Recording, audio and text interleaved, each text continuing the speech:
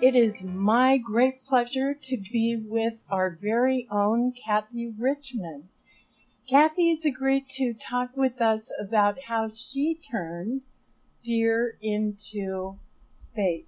Thank you so much for being here. I know it's hot and it's a lot to ask, and thank you so much.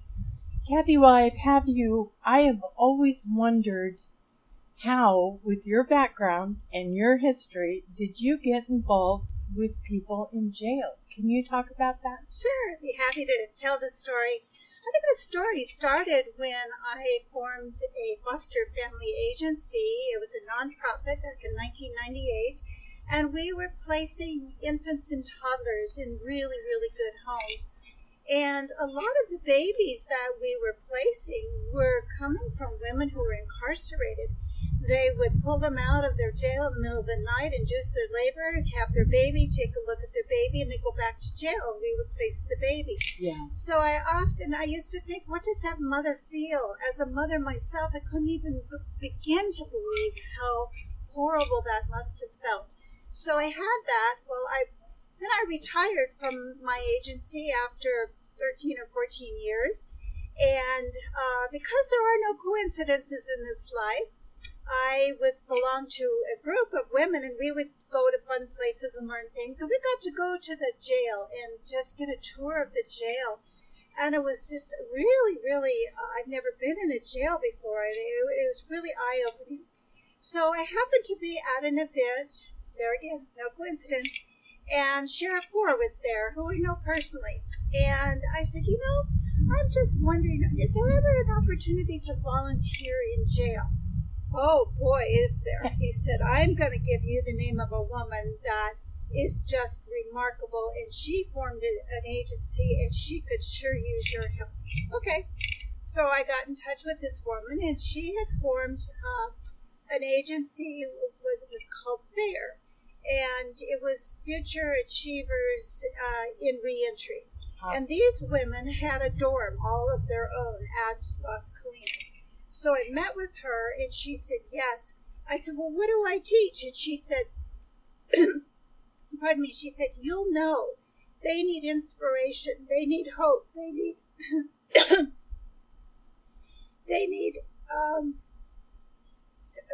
to be able to feel good about themselves, know that they have a future. So I met with Reverend Carmen Robbins, and she said, you'll know what to say. They need encouragement. They need hope. I can do that. So I this was scheduled me to go in, and I was going to give a class. And I walked into this jail, and there was a deputy leading me, and we walked past these cages of women, and it was horrible. Some of them were crying. They were huddled up. Some of them were screaming. They were like animals in a cage.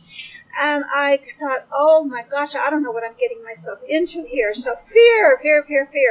So I walked into the dorm, and I had done a little homework, and I had read some books and brought some readings from Brene Brown, Maya Angelou, Ayanya Van Lant, and so some things that they could identify with. So we started with that. And I say, well, here's a chapter, she's talking about such and such. And we just started a group, and there were about 20 women in this dorm. And we began to, every week I would go there, and I loved it. So that was in 2013. I was just a few months after I had retired from my agency. And then another happening. I heard about an agency called Real Life Skills, and they had already written the whole program, so I didn't have to go look for chapters. It was a series of 8 classes. The program is all about 15 quotes, and the quotes come from Aristotle to Christopher Reeves to Abraham Lincoln, but they're all profound quotes, depending on what that topic was. So I started teaching that class. I became the first woman who was certified to teach the real life skills.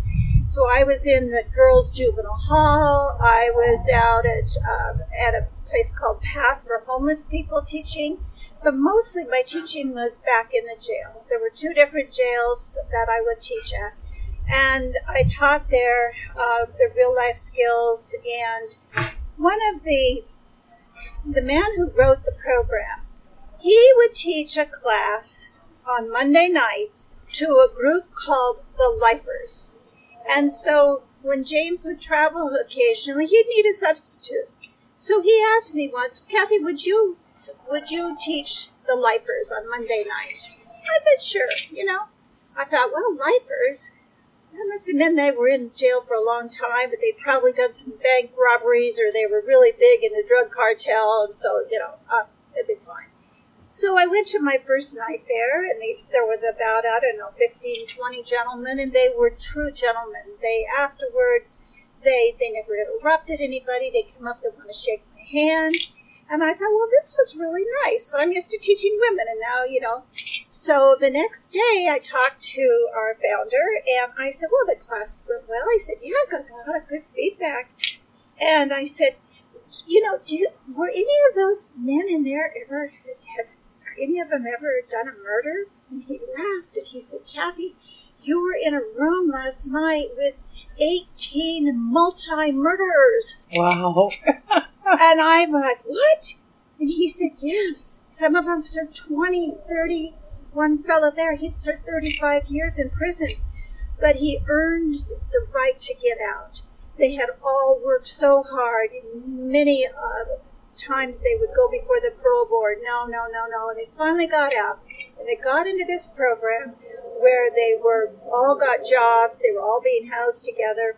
And it was a prerequisite that they take this real life skills class. But you still had to be scared, right?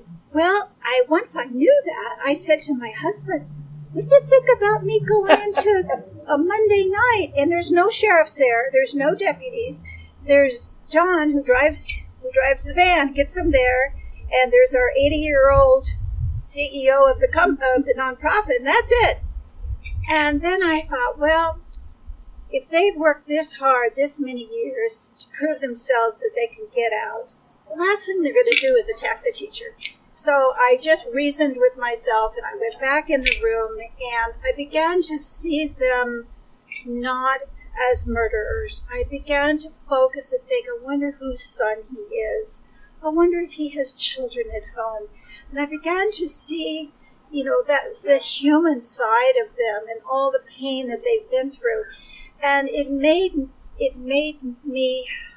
softened my heart. It made me have faith that people can do wrong things, but they can recover and they can go on and they can give back in this life. And so each time after that, the founder would ask me if I could sub. And so I would bake chocolate chip cookies. Because I thought, what a treat. Well, I thought they probably haven't had a homemade cookie in 20 years. And of course, then they really loved my classes because they knew I would bring cookies. And I would say that was probably a time that I had fear, but I overcame it with such faith, such belief in he's a human being. He was once a little boy. Yeah, so it sounds to me like you crossed the bridge from fear to faith through understanding and acceptance. Yes. Powerful tools. Yes. And they were demonstrating that with their manners. They would all come and shake my hand afterwards. And so that was just, I think, probably one of the most powerful changes I've had of going from the fear of being in a room, are you kidding me, with 20 murderers, to embracing them. Yeah. And so that's what I did. From there, I now teach Toastmasters. I teach women how to do public speaking, and we all know that's the number one fear. And what's wonderful is that the women, they come in the first time and they're scared, they don't want to stand up, and then after 8 to 10 classes, we see them standing up and giving these wonderful speeches. And the ladies, the counselors at the jail said, oh my gosh, we see such a difference now with these women, and Toastmasters is the buzz around here, and all the women want to get into Toastmasters.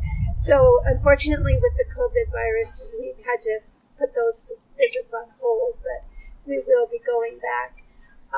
And I hope you'll be doing a Toastmasters here. I know I need one. Well, it's such an amazing way to build confidence, and that's what those ladies need. They need to feel like they're worthy. They could go and handle an interview, a job interview. So those are the things that come from being in Toastmasters. I've followed many of the women from my days of teaching back in 2013, and on Facebook. One of the girls is in school to become a lawyer right now. They're all just not the ones I've kept in touch with. They're just doing some remarkable things. They've gotten back with their family, and they have a second chance, a second bite at the apple, and I'm so proud of them. And so that's what got me into that. I brought along something that I wanted to share. Oh, good. There's a young girl that's been in the most recent class, and she's just a standout. She just, if somebody doesn't show up to give a speech, she'll raise her hand. I'll do that. She's just so into it. And she has big dreams about what she wants to do afterwards, and I really believe in her. So there's an opportunity coming up where she could get involved in some mediation kind of work that I'm also doing. And so I emailed her. You can email these inmates. And I emailed her. And so she started writing back on these little postcards in little tiny writing in pencil. In pencil, yeah. And so I got this. So then I write back to her again, and then she writes back. She doesn't get out until next July, so she's got an extra long stay. And I just wanted to read this. She wrote this nice thing, and then on the front she says, P.S. Thank you so very much for emailing me. Something so small means so much. And that just really touched my heart to think that a simple email to somebody who maybe doesn't have anybody else who believes in them could touch her heart the way that has. So that's kind of my story. You're giving faith to people who need it most. Yes. What a beautiful story. Thank you so much for coming and interviewing, and it's great to see you. It's nice to just sit and visit. I'm honored that you asked me, and I hope that people listening to this will hear this and know that sometimes your biggest fear can be overcome with faith and with love. And that's the message that I hope that I delivered. What a beautiful message. Thank you. Thank you, Linda.